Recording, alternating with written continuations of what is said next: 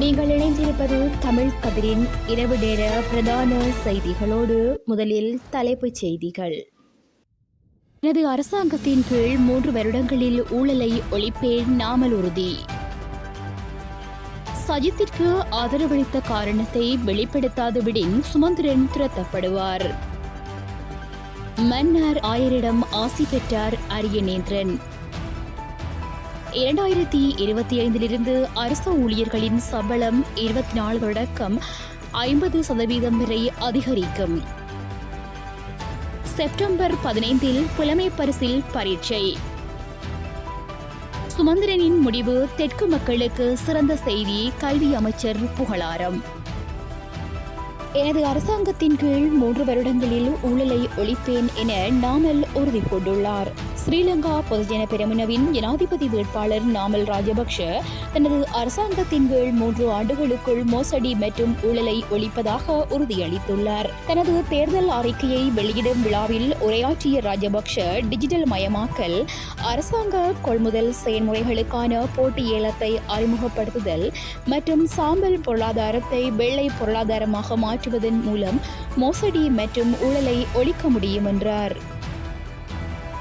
விகாரைகள் அமைக்க அதிக நிதி ஒதுக்கிய சஜித்துக்கு சுமந்திரன் ஆதரவளித்ததன் காரணத்தை வெளிப்படுத்த வேண்டும். 2010ஆம் ஆண்டு எவ்வாறு சுமந்திரன் எப்படி தமிழ் தேசிய கூட்டமைப்புக்குள் தெரியாமல் வந்தாரோ அதேபோல் அவர் தெரியாமல் துரத்தப்படுவார் என தெரிவித்தார். ஜனாதிபதி தேர்தலில் போட்டியிடும் தமிழ் பொது வேட்பாளரின் தேர்தல் பிரச்சார கூட்டம் மன்னாரில் பல பாகங்களிலும் முன்னெடுக்கப்பட உள்ளது. இந்நிலையில் இன்றைய தினம் திங்கட்கிழமை மதியம் மன்னாரிற்கு விஜயம் மேற்கொண்டிருந்த தமிழ் பொது வேட்பாளர் ப. அரியநேந்திரன் மன்னார் ஆயர் இல்லத்திற்கு சென்று மன்னார் மறைமாவட்ட ஆயர் மேதகு இமானுவேல் பெர்னாண்டோ ஆண்டகையை சந்தித்து ஆசி பெற்றார். அரசு ஊழியர்களின் சம்பள பிரச்சினைக்கு தீர்வு காண்பதற்காக ஜனாதிபதி ரணில் விக்ரமசிங்கவினால் நியமிக்கப்பட்ட உதய ஆர் செனவிரத்ன தலைமையிலான நிபுணத்துவ குழுவின் பரிந்துரைகளை செயற்படுத்த அமைச்சரவை அனுமதி வழங்கியுள்ளது. அதன்படி 2025 ஜனவரி 1 முதல் அரசு ஊழியர்களின் அடிப்படை சம்பளம் 24 தொடக்கம் 50% வரையில் அதிகரிக்கப்படவுள்ளது.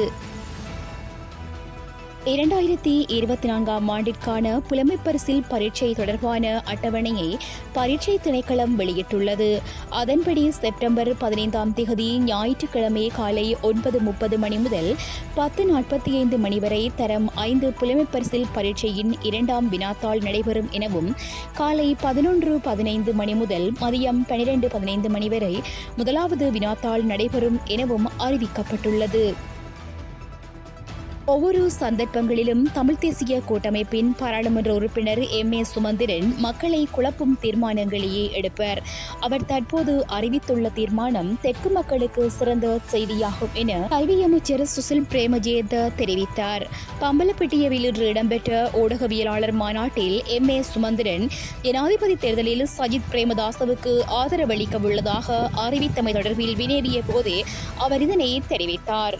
இத்துடன் செய்திகள் நிறைவடைகின்றன. மேலதிக செய்திகளை www.tamilkadir.com என்ற எமது இணையதளத்தில் பார்வையிடலாம். அத்துடன் உடனுக்குடன் செய்திகளை காணொலி வடிவில் அறிந்து கொள்ள எமது யூடியூப் சேனலை சப்ஸ்கிரைப் செய்து இணைந்திருங்கள்.